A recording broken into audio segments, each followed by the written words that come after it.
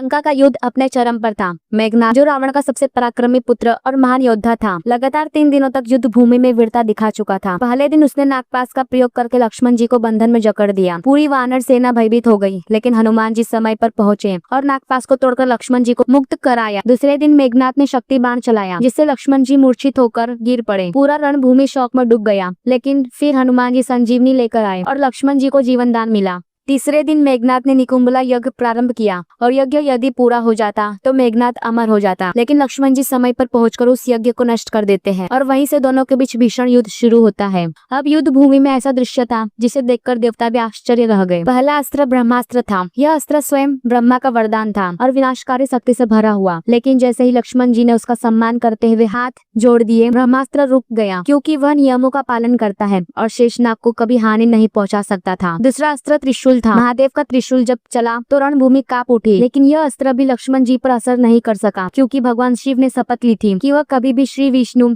और शेषनाग के स्वरूप को क्षति नहीं पहुंचाएंगे। तीसरा अस्त्र नारायणास्त्र था। यह अस्त्र केवल विनाश के लिए जाना जाता था, लेकिन जब सामने लक्ष्मण खड़े हो जो स्वयं श्री विष्णु के शेषावतार हैं, तो वह अस्त्र भी कुछ नहीं कर सका। नारायणास्त्र ने 3 बार लक्ष्मण जी की परिक्रमा की और अंत में शांत होकर लौट गया। इन तीनों अस्त्र का निष्फल होना देखकर मेघनाद समझ गया कि लक्ष्मण कोई साधारण मानव नहीं बल्कि दिव्य स्वरूप है। फिर भी रावण का पुत्र होने के नाते उसने युद्ध जारी रखा, लेकिन अंततः लक्ष्मण जी के बाणों से मेघनाद वीर गति को प्राप्त हुए। उस क्षण से लंका का विनाश प्रारंभ हो गया और यह सिद्ध हो गया कि अधर्म चाहे कितना ही शक्तिशाली क्यों न हो, धर्म और सत्य की विजय निश्चित है।